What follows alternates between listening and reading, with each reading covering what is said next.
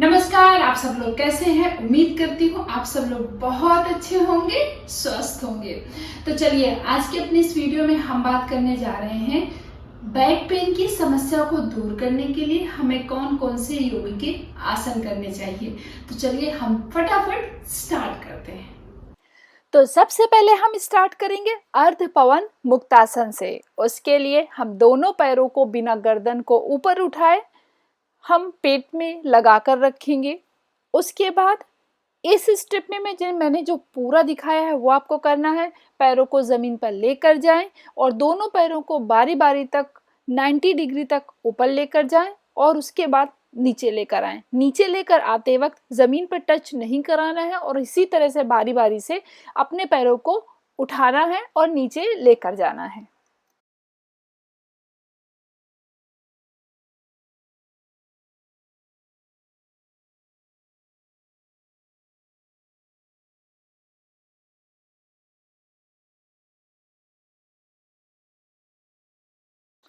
उसके बाद हम बैक पेन के लिए यानी कि कमर का दर्द आपको ना हो उसके लिए हम करेंगे सेतुबंध आसन। सेतुबंध आसन हमें कुछ इस तरह से करना है और इस पोजीशन में हमें 5 मिनट तक मिनिमम 5 मिनट तक जरूर रहना है।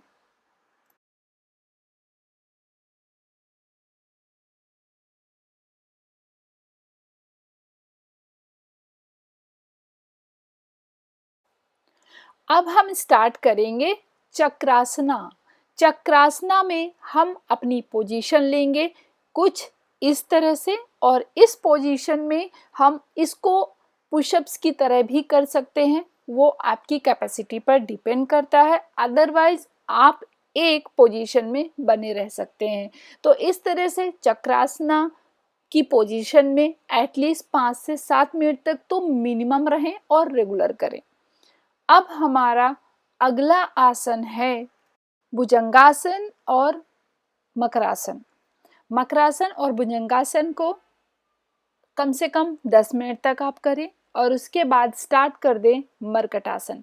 ये दोनों हमें आसन आगे पीछे करना है यानी कि एक साथ में स्टेप बाय स्टेप कंटिन्यू करना है और कम से कम 15 से 20 मिनट तक ये दोनों आसन को करें।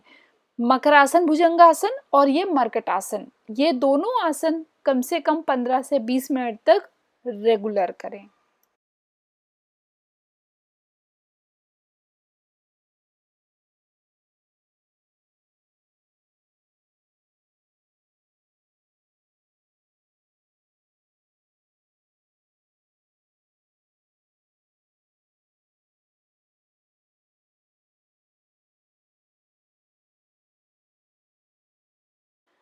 इसके बाद बटरफ्लाई कर सकते हैं हम। बटरफ्लाई में आप बैक को बिल्कुल स्ट्रेट रखें और बटरफ्लाई की पोजीशन में बैठें और इस तरह से पैरों को पंख की तरह ऊपर नीचे लेकर जाएं और बैक को बिल्कुल स्ट्रेट रखते हुए भी आप आगे की तरफ भी झुक सकते हैं। तो इस तरह से बैक पेन के लिए, कमर दर्द के लिए आप एक बार बटरफ्लाई आसन भी कर सकते हैं। अब हम बढ़ते हैं अगले आसन की तरफ जो कि है त्रिकोणासन, जिसे कम से कम 25 से 30 बार मिनिमम करें और कर सके तो आप 100 बार करें इसको। इससे आपका वेट भी कम होगा और साथ ही साथ बैक पेन और कमर दर्द से भी आप सबको राहत मिलेगी। उसके बाद है चक्की आसन। चक्की आसन कुछ इस तरह से करें, इसमें भी आपका वेट कम होगा और साथ ही साथ ही आपके बैक पेन से भी आपको राहत मिलेगी। और इसमें आपको कोहनियों को बिल्कुल मोड़ना नहीं है, जिस तरह से इसमें आपको दिखाया जा रहा है ठीक उसी तरह से आपको चक्की आसन करना है।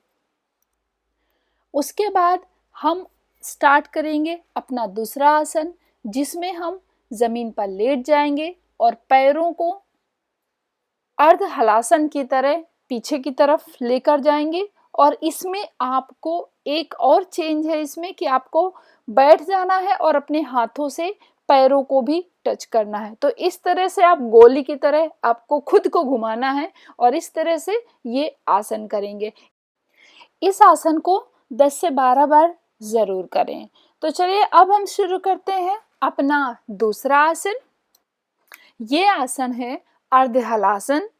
द्विचक्रीय आसन और पाद हस्तासन।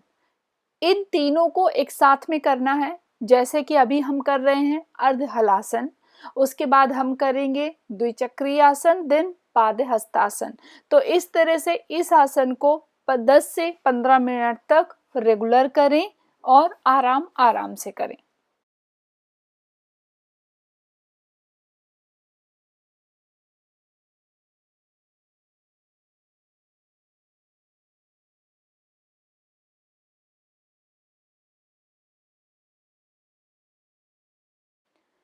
अब अगला आसन है भुजंगासन। भुजंगासन रीढ़ की हड्डी के लिए बहुत ही फायदेमंद आसन माना जाता है।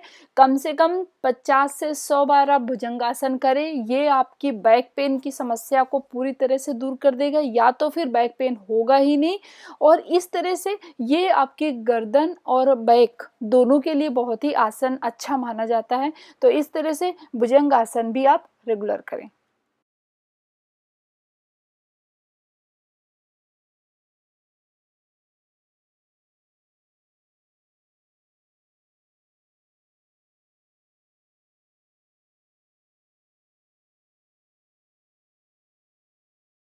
अब अपना अगला आसन है cat and cow pose. Cat and cow pose तो बहुत ही फायदेमंद होता है बैक पेन के लिए, यानी कि रीढ़ की हड्डी, पूरी पीठ के लिए ये वाला आसन बहुत ही फायदेमंद माना जाता है। तो इस तरह से कम 15 से 20 बार कैट एंड काउ पोज जरूर करें।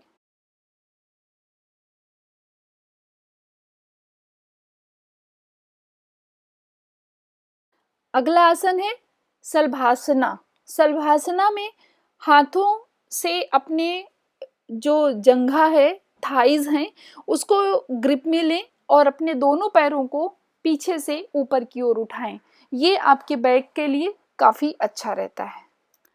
अब अगला आसन है मत्स्यासना। मत्स्यासन में आपको दोनों अंगूठों को, पैरों के अंगूठों को हाथ की उंगलियों से, यानी कि हाथ के दोनों अंगूठों से पकड़ना है और गर्दन को पीछे की तरफ मोड़ना है, यानी कि पीछे की तरफ आप देख सकते हैं। अगर आप इतना भी मोड़ सकते हैं तो बहुत अच्छा है। और इस तरह से आपको मत्स्यासन करना है। इस पोजीशन को कम से कम 5 से 7 मिनट तक जरूर करें। अब अगला आसन है भ्रास्तिका, अनुलोम विलोम और कपालभाति, जो कि हमें रेगुलर करना चाहिए बिना स्किप किए। तो इस तरह से ये सभी आसन आप रेगुलर करें। ये आपके कमर दर्द के लिए बहुत ही फायदेमंद साबित होने वाले आसन हैं। तो आपको हमारा ये आज का वीडियो कैसा लगा, हमें कमेंट बॉक्स में कमेंट करके ज़रूर बताएं। हम आपको फिर से मिलते हैं इसी तरह से नए आसनों के साथ। तब तक के लिए आपको जय हिंद, प्रणाम, बाय बाय, और फिर से मिलते हैं।